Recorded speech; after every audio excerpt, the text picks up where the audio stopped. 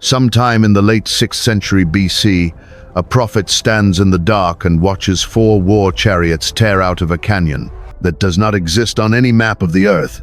He is not looking at rock. He is not looking at stone. The cliffs towering on his left and his right are made of solid, gleaming metal. Picture it.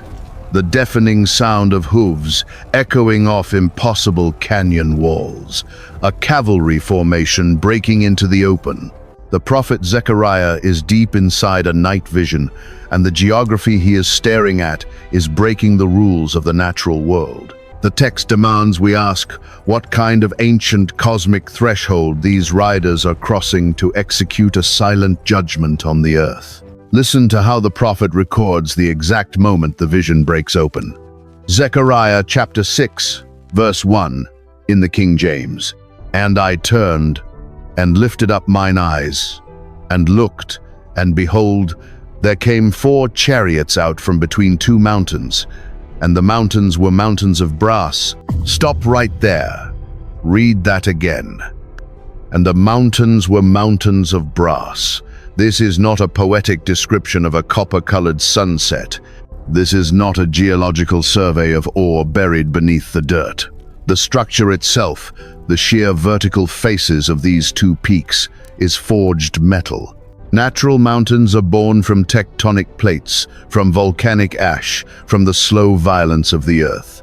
Metal mountains are built. They are cast. They are intentional architecture.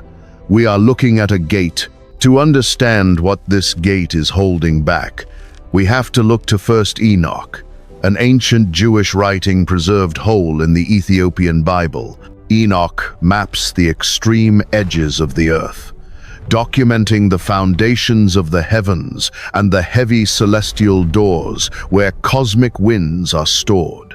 I offer it as that, one tradition's record, but it serves as a startling lens for the architecture Zechariah is standing in front of. First, Enoch describes the ends of the earth as a place of terrifying, mechanized structure. Zechariah has been brought to the edge of that structure. See the scene. The prophet is standing at the mouth of a massive, metallic gorge. Out of the shadows of this brass valley, the chariots emerge. They are pulled by horses, sorted fiercely by color. Verse 2 tells us the first chariot has red horses. The second has black horses. The third has white. The fourth has grisled and bay horses. Same vision, same canyon. But these are not human soldiers.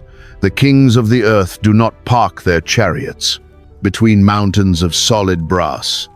The empires of Babylon and Persia fought with wood and iron and flesh. But the cavalry pouring out of this metal canyon is operating on a different frequency entirely.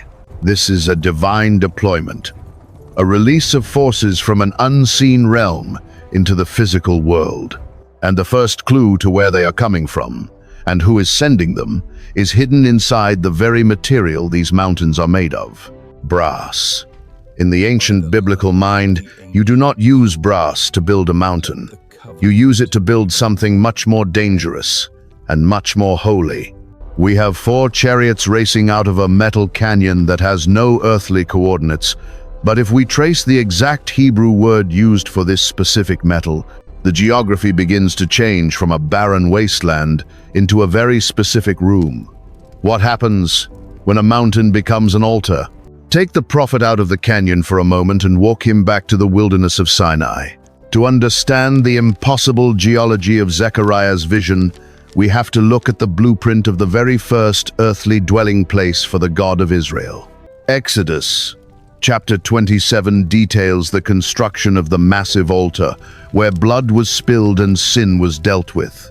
Verses 1 and 2 instruct Moses, "And thou shalt make an altar of shittim wood, and thou shalt overlay it with brass." The Hebrew word is nekasheth. Stop right there.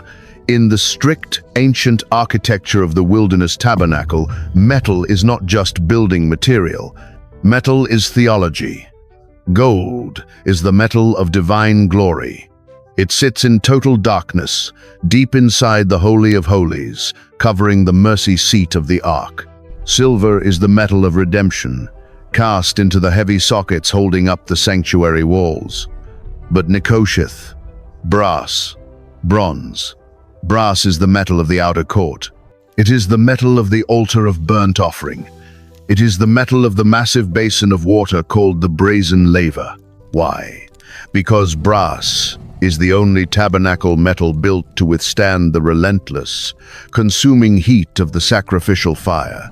It is the biblical signature of judgment. It is the severe boundary line between a holy God and a chaotic, fallen world. You cannot approach the presence of God without passing the brass.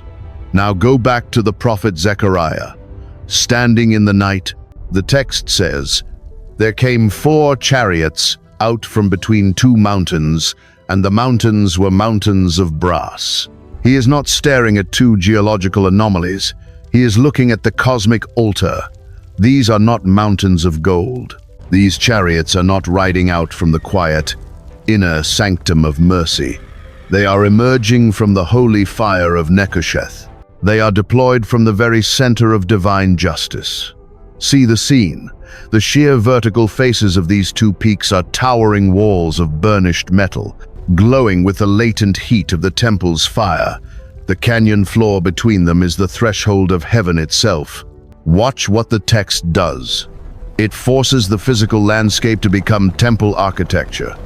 In the ancient biblical mind, the mountain is always the dwelling place of God. Mount Sinai, Mount Zion, Mount Carmel. The high places are where the divine intersects with the dirt. But here, the mountain has been forged. The earthly tabernacle at Sinai was just a shadow, a miniature, portable model of the staggering reality that exists in the unseen realm. Zechariah is looking at the original. John the Revelator will see this exact same metallurgical connection centuries later. When he sees the terrifying, glorified Christ in Revelation chapter 1, verse 15, he describes his feet like unto fine brass, as if they burned in a furnace. Same metal, same fire. Brass is the heavy, unbreakable foundation of divine justice. It is the material that tramples out the vintage of the earth. The 2 mountains of brass form the ultimate cosmic threshold. They are the massive, towering gates of the heavenly sanctuary, standing guard at the edge of the spiritual realm. And the forces tearing out from between them have been commissioned directly from the altar. But a gate implies a boundary, a staging ground before the war. The altar of God is not quiet, and its judgment is breaking out into the natural world. But to understand the terrifying nature of this cavalry, we have to look past the brass threshold and directly at the riders themselves. What kind of ancient entities are built to pull the war chariots of heaven? Zechariah sees the colored horses and does not presume to understand them. He is a prophet, but he is still a mortal standing in the dark. He turns to the messenger guiding him. In Zechariah chapter 6, verse 4. Then I answered and said unto the angel that talked with me, "What are these, my Lord?" He is asking for the identity of the riders. The answer completely removes this vision from the realm of earthly politics. Verse 5 inches, the King James. And the angel answered and said unto me, "These are the 4 spirits of the heavens, which go forth from standing before the Lord of all the earth." Stop right there. Look closely at the English word spirits. Turn it back into the original Hebrew. The word is ruach. It is one of the most volatile words in the biblical text. Ruach is spirit. Ruach is the breath of life. And ruach is the violent, localized, crushing wind of a storm. These are not human charioteers wearing leather and iron. These are living, elemental forces. They are angelic authorities built for war. Sit with that. The text says these 4 ruach are going forth from standing before the Lord of all the earth. This is a specific posture. In the ancient biblical mind, to stand before the king means you are a member of his royal court. You are a trusted emissary. These storm spirits have just been briefed in the divine council. They have taken their orders from the high command of the unseen realm, and now they are tearing out from between the heavy, burning gates of the brass mountains. We have seen the sudden appearance of this heavenly cavalry before. Go to the city of Dothan, hundreds of years earlier, 2 Kings chapter 6. The prophet Elisha is trapped. A Syrian army has surrounded the city in the night. His servant wakes up terrified, looking at physical horses and physical chariots of empire. But Elisha is looking at a different frequency. He prays for the young man's eyes to be opened. 2 Kings 6:17 reads, "And the Lord opened the eyes of the young man, and he saw. And, behold, the mountain was full of horses and chariots of fire round about Elisha." Same ancient machinery, same unseen war. The physical mountain at Dothan was overlaid with a spiritual military presence. But Zechariah is looking at the source. He is looking at the exact staging ground where the chariots of fire are kept. The brass mountains are the barrier between the throne room of God and the dirt of the human world. Watch what the text does. It assigns colors to these forces: red, black, white, grisled. Centuries later, John, the Revelator, will see an almost identical deployment in Revelation chapter 6, the four horsemen of the apocalypse, riding out to shatter the earth. John's vision is the terrifying climax. But Zechariah is showing us the original blueprint. He is exposing the eternal mechanism of how God enforces his will over earthly geography. I hold this as one reading, a careful alignment of the biblical text, but the pattern is undeniable. The Ruach are moving out. The unseen angelic network is mobilizing. But to deploy from the eternal sanctuary into the physical world, these chariot winds must pass through a specific cosmic doorway. The brass mountains act as the gate. But where exactly does this gate sit in the ancient topography of the heavens? First, Enoch claims to have mapped these exact coordinates. It records a journey to the extreme edges of creation, where the massive storehouses of the winds are locked behind celestial doors. Are Zechariah and Enoch standing at the exact same gate? Long before Zechariah stood in the dark, another prophet claims to have walked the exact perimeter of the unseen world. 1 Enoch chapter 18. The patriarch is taken on a terrifying guided tour of the cosmos. He is not looking up at a starry night sky. He is mapping the mechanical, architectural boundaries of creation. Listen to the geography he records. "I saw the treasuries of all the winds. I saw how he had furnished with them the whole creation, and the firm foundations of the earth." Read that again. The treasuries of all the winds. Enoch is mapping a storage facility, a cosmic staging ground where the elemental forces of the earth are kept under lock and key. He describes walking to the extreme edges of the earth, where the heavens rest upon solid foundations. There, he sees the heavy doors of creation. 1 Enoch chapters 34 and 35 detail immense gates at the ends of the world, out of which the winds blow across the earth. This is not a metaphor for weather. This is military infrastructure. Picture it. Massive architectural thresholds built into the fabric of the cosmos. Behind these portals wait the terrifying, localized storm spirits, the Ruach, waiting for the command to deploy.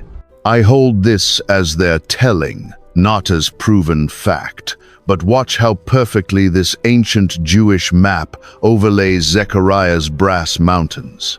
Go back to Zechariah chapter 6, verse 5. The angel identifies the four chariot teams.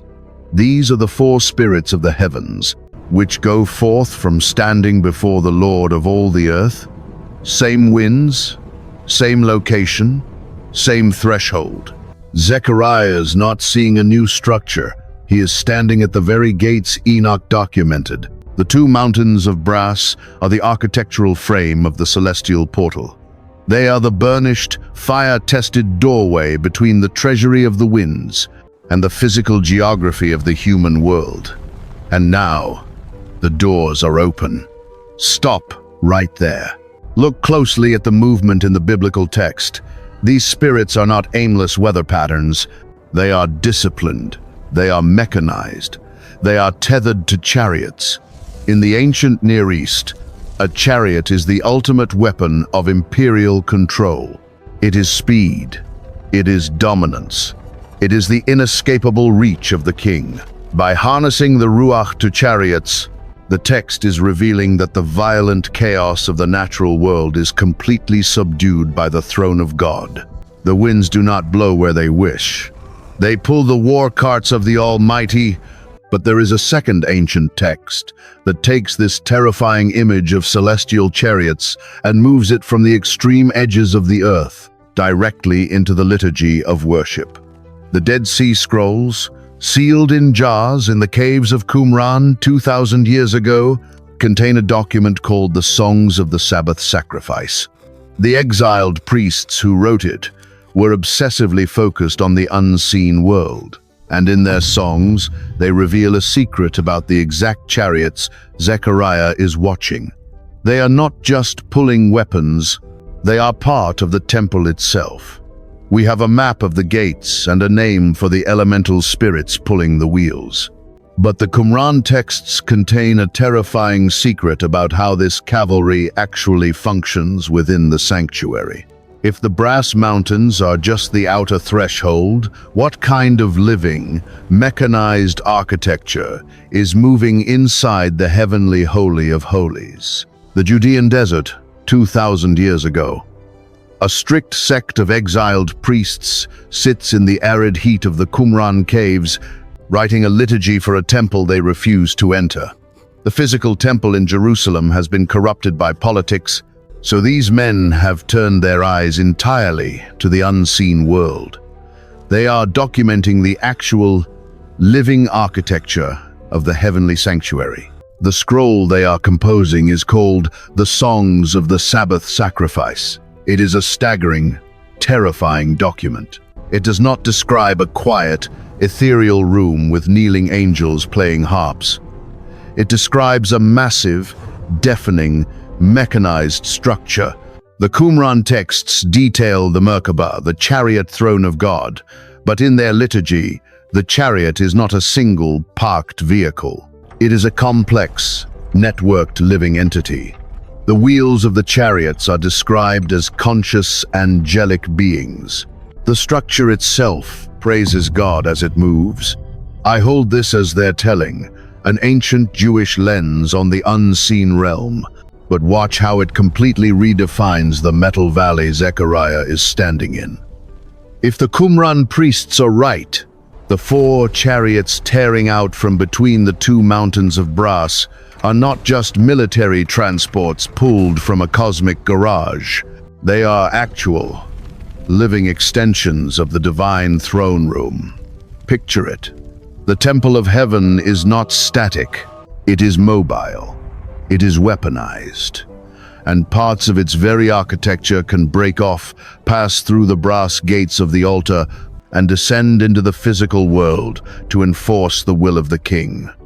We know this precise machinery exists in the canonical text because another prophet saw it in motion. Go to Ezekiel chapter 1. Ezekiel is a captive in Babylon. He looks up and sees a whirlwind coming out of the north. Ezekiel 1, verse 4, in the King James. A great cloud and a fire enfolding itself, and a brightness was about it, and out of the midst thereof, as the color of amber, out of the midst of the fire. Stop right there. Amber. The Hebrew word is chashmal. It means gleaming, burnished metal, same fire, same metal, same unseen machinery. Ezekiel watches this burnished metal resolve into 4 living creatures. Beside them, he sees 4 terrifying wheels intersecting each other, covered in eyes. He is looking at the Merkabah. He is looking at the divine chariot. And Ezekiel 1:20 reveals exactly what is powering this massive, impossible structure. For the spirit of the living creature was in the wheels. Read that again. The spirit was in the wheels. The Hebrew word Ezekiel uses is ruach, the exact same word the angel gives to Zechariah. The four spirits of the heavens, the violent, elemental breath of God. Zechariah is not watching a cavalry of animals. He is watching the living, mechanical cherubim of Ezekiel's vision. The ruach are the animating force of the temple itself. The mobile architecture of God's throne room is passing through the heavy brass gates and entering the human timeline. The heavenly sanctuary has moved from a posture of intercession into a state of absolute war. Sit with that. The brass mountains are glowing, the wheels are turning, the spirits have their orders. And now, the text moves away from the mechanics of the chariots and focuses entirely on the geography of their deployment. Zechariah chapter 6, verse 6 begins to assign earthly coordinates to the horses. They do not scatter randomly into the wind. The black horses turn north. The white horses follow them into the exact same territory. The grizzled horses push south. The red horses wait. They are dividing the ancient map with terrifying, surgical precision. What ancient, human strongholds are these living chariots targeting? And why does the most heavily fortified deployment head straight for the north country? The chariots clear the heavy brass gates of the altar. They hit the dirt of the human world and instantly splinter. This is not a scattered, chaotic storm. This is a surgical military strike. Zechariah watches the living architecture of God's throne divide the earthly map, but they do not ride out in four equal directions. The deployment is brutally specific and heavily unbalanced. Listen to the exact coordinates in Zechariah chapter 6, verse 6. The black horses which are therein go forth into the north country, and the white go forth after them, and the grizzled go forth toward the south country. Stop right there. Look at the map. There is no deployment to the east. There is no deployment to the west. The entire force of the heavenly Merkabah is moving on a strict vertical axis, north and south. But look closer at the concentration of power. The grizzled horses head south into the desert, but the north country gets a double deployment. The black horses ride north, and the white horses tear out immediately behind them. Two full chariot teams, one target. Why the north? In the physical geography of the Bible, the north is the vector of total destruction. Babylon does not attack Israel from the east. The vast Arabian desert is impassable. Invading empires march up the Fertile Crescent and drop down from the north like a hammer. Decades earlier, the prophet Jeremiah saw a boiling pot tilted away from the north. And God told him in Jeremiah 1:14, "Out of the north an evil shall break forth upon all the inhabitants of the land." The north is empire. The north is exile. But we are not just dealing with human kings. We are looking at the Ruach, the elemental chariot spirits of the unseen world. Turn the English word north back into the Hebrew. The word is tzaphon. In the strict biblical text, it means the northern compass point. But in the wider ancient Near East, tzaphon was a proper noun. It was the name of the sacred mountain of Baal. It was the literal throne of the Canaanite storm god, the seat of cosmic rebellion against Yahweh. Picture it. The ancient mind did not separate physical geography from unseen theology. To point north was to point at the high places of the enemy. It is the exact region where the Book of Enoch places the descent of the Watchers Mount Hermon, towering in the extreme north, where the fallen ones struck their pact to corrupt the human timeline. I hold this as one reading, a mapping of the spiritual terrain, but it perfectly frames why the heavenly cavalry is moving this way. The north is the origin point of both brutal human empire and dark angelic rebellion. And now, the brass altar of God is answering. The twin chariots of black and white are hurtling straight toward Tzaphon. But look at the text again. Read verse 2. The very first chariot out of the brass mountains was pulled by red horses. Now look back at the deployment in verse 6. The black, the white, and the grisled are given their marching orders. The red horses are completely missing. Where did the first chariot go? The text leaves a glaring, deliberate hole in the formation. The red horses do not get a specific compass point. Instead, the heavy focus of the vision remains locked on the double deployment, heading into the darkest territory on the ancient map. The black and white horses are about to cross the northern border. They are carrying the violent, consuming fire of the brass altar into the stronghold of the enemy. But when they arrive, they do not bring the catastrophic noise of a battlefield. They are sent to do something entirely unexpected. What happens to the wrath of God when it finally reaches the center of cosmic rebellion? The black horses hit the northern border. The white horses are right on their heels. The living, mechanized architecture of the unseen realm descends on the ancient stronghold of empire. You expect the text to describe a catastrophic collision. You expect the sound of shattering iron and the total annihilation of the enemy.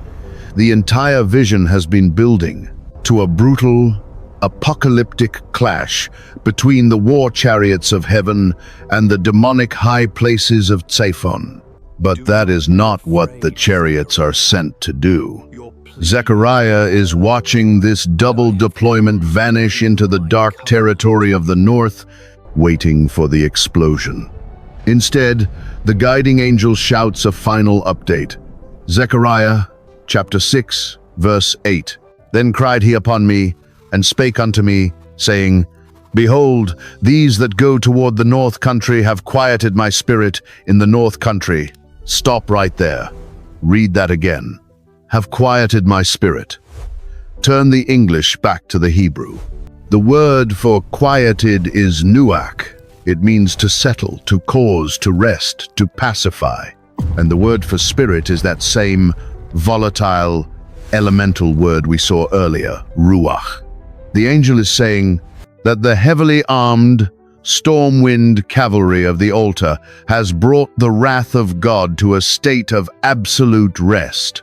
The ruach, the violent wind, has achieved nuach, the heavy, unmoving silence of peace. This is a terrifying reversal. The chariots do not arrive to start a long, drawn-out war. They arrive to end one permanently. The wrath of God is not a chaotic, endless rage. It is a calculated, finite force. When the ruach hits the north country, it executes its judgment so swiftly and completely that the divine anger is exhausted. It is satisfied. Picture it. The metallic noise of the heavenly Merkabah rolls over the dark empire, and then nothing. A dead, eerie calm. The rebellion is neutralized. The unseen powers of the north are suffocated by the very presence of the altar's fire. We know how the physical city of Babylon actually fell in the human timeline. It was not burned to the ground in a deafening, multi-year siege. Go to Daniel chapter 5. King Belshazzar is throwing a drunken feast, drinking from the stolen temple vessels. The bloodless hand writes on the wall. And that very night, the Persian army diverts the river, marches under the gates, and takes the most powerful empire on earth without a major battle. It was a silent takeover. The empire of gold fell overnight. I hold this as one reading, a mapping of the unseen war behind human history. But the overlap is staggering. The Qumran priests knew the chariots were real. Enoch knew the gates of the winds were locked and loaded. When the brass mountains opened, the spiritual infrastructure of Babylon was crushed so decisively that the human city fell in a whisper. The spirit was quieted. The storm was over. But a quieted spirit changes everything about the geography we have been looking at. If the wrath of God is satisfied in the north, the heavy gates of the cosmic temple no longer need to stand open. The war is won, and the physical reality of the brass altar is about to undergo a massive, eternal shift. The violent fire of the Nekasheth has done its job. But what sits behind the brass mountains when the gates finally close, and who is allowed to walk through them?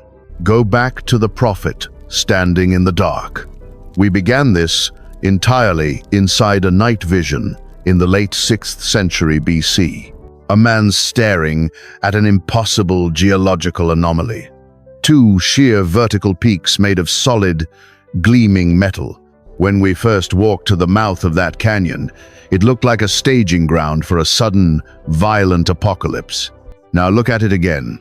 The red, the black, the white, the grizzled, they have all vanished over the horizon. The violent ruach, the chariot winds of the heavenly Merkabah, have crossed the threshold. The deafening sound of wheels and hooves has faded. The black and white horses have hit the dark stronghold of the north, and the Spirit of the Lord is quieted. The war is over, which means the brass mountains are no longer open for deployment. Watch what the text does immediately after the chariots disappear. The very next instruction God gives to Zechariah in chapter 6, starting in verse 12, is not about chariots or wind or angelic war. It is about construction. Behold, the man whose name is the branch, and he shall grow up out of his place, and he shall build the temple of the Lord. And verse 13 finishes the thought, and he shall sit and rule upon his throne, and he shall be a priest upon his throne, and the council of peace shall be between them both. Stop right there. The council of peace. The violent, consuming fire of the Nechusheth, the brass altar, has done its agonizing work. The cosmic thresholds mapped by Enoch, the heavy gates that hold back the storm spirits, have closed. The Qumran priests sang of a mechanized, weaponized sanctuary. But Zechariah is shown the end of the mechanism. When the wrath of God is fully satisfied, the brass of the outer court gives way to the gold of the inner sanctuary. The chariots are replaced by a throne. Picture it. The twin peaks of the cosmic gate stand silent. The earth is forced into a heavy, unmoving peace, preparing for the arrival of the priest-king. This is one reading, a mapping of ancient coordinates and unseen architecture, not the final word on the heavens. But the biblical text refuses to let us treat the spiritual realm as a quiet, cloudy abstraction. It has weight, it has gates, it has living machinery waiting for the command of the king. The exact layout of that machinery is still largely hidden from us. We have the fragments from Qumran. We have the astronomical borders of Enoch. We have Ezekiel's spinning wheels and Zechariah's brass canyon. But the full, terrifying reality of the Merkabah is still operating on a frequency just out of our sight, waiting for the day when the sky finally splits. The heavens are not empty, and they are not quiet. If you stayed with me all the way through the brass gates today, comment the word watched, subscribe to the channel, and send this to one person who loves the strange, deep architecture of the biblical text, but has never heard of the 4 chariots of Zechariah. The altar of God is a terrifying threshold, but when the smoke finally clears, the only thing left standing is peace.